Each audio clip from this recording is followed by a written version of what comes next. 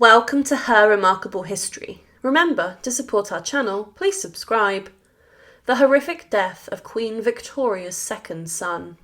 Inside of a German castle in July 1900, the second son of Queen Victoria, Prince Alfred, was gravely ill. He had a deadly bout of throat cancer that would take his life. But in the year before his death, he had a huge tragedy to deal with. Following the death of his 24-year-old son, who died under rather suspicious circumstances. Alfred, Queen Victoria's fourth child and second son, was a man who has throughout history been overshadowed. But he was a man whose children became queens and rulers. But he was the third in line to the throne of Queen Victoria. However, his death was incredibly sad and tragic, and it put a significant amount of strain on his mother, Queen Victoria, who died the year after.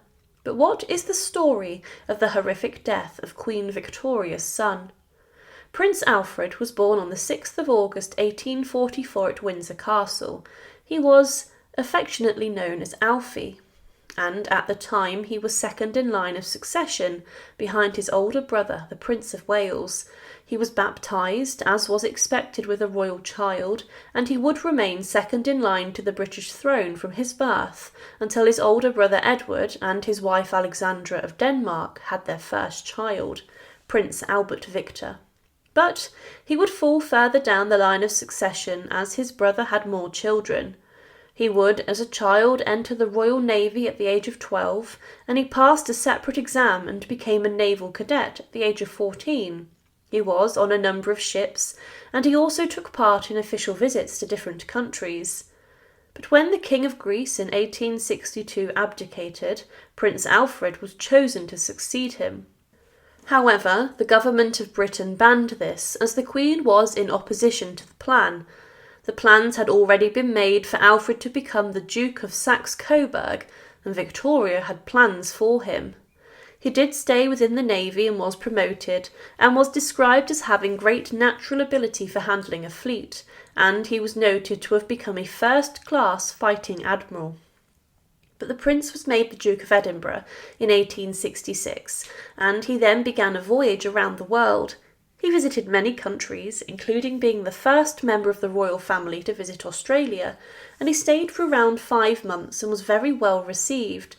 However, during the visit he would experience an incident which could have killed him, and would affect his health for a significant time.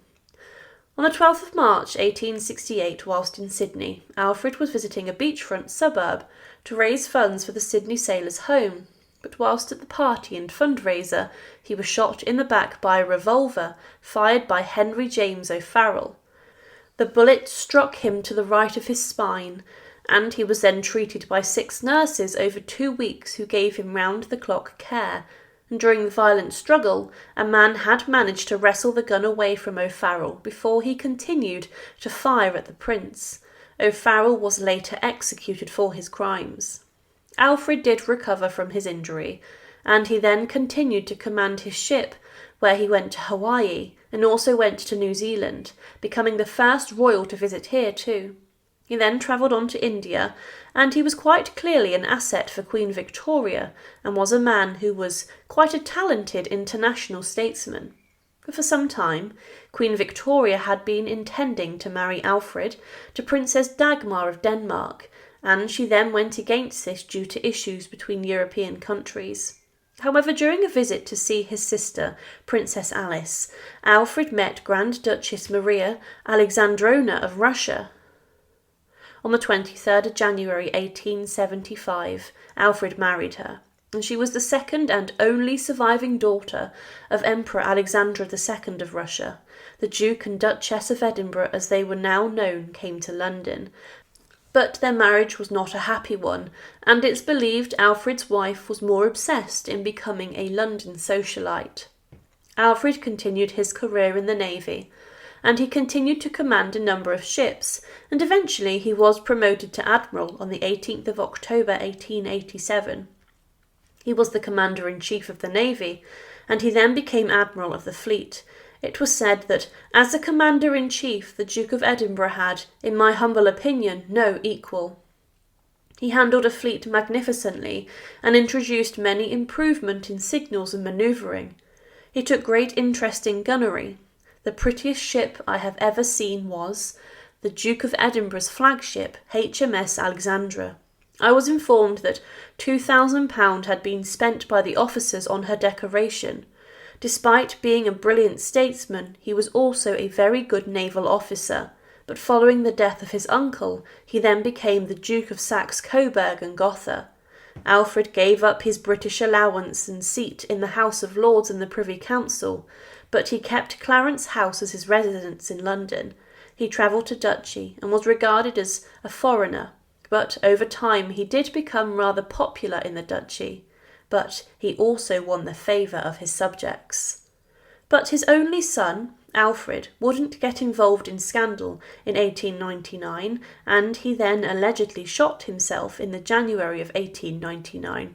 The family was celebrating Alfred and Maria's 25th wedding anniversary at Schloss-Friedenstein at the time, and their son would be missing.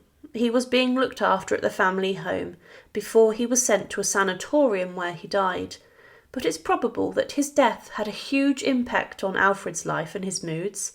His death was allegedly caused by chronic cerebral affection. However, at this time, Prince Alfred was very ill himself. A newspaper from the time described the feelings regarding his health, and it was said that there was universal sorrow and sympathy. It appears that, owing to ill health, he was unable to accompany the Duchess to London on their usual visit to London last summer.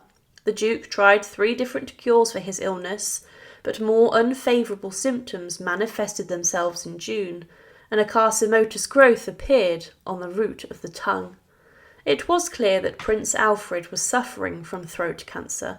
It was also said that, eventually, paralysis of the heart unexpectedly supervened and the Duke passed away. The Duchess of Saxe-Coburg and other members of the family were present at the time. Her Majesty the Queen received the news of the death of her son with remarkable sorrow and sympathy.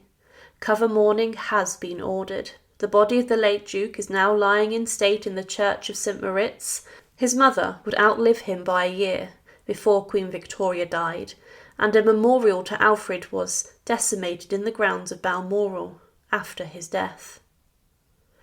Throughout his life, Prince Alfred, or Alfred the Duke of Saxe-Coburg and Gotha, had proven himself to be a brilliant prince. He was a fantastic member of the Navy, and in the decades after his death the world would need naval officers like him as the First World War broke out.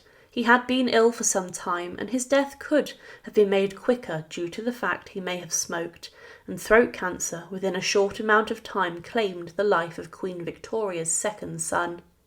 Thank you for watching, and to support, please subscribe to Her Remarkable History. Thank you.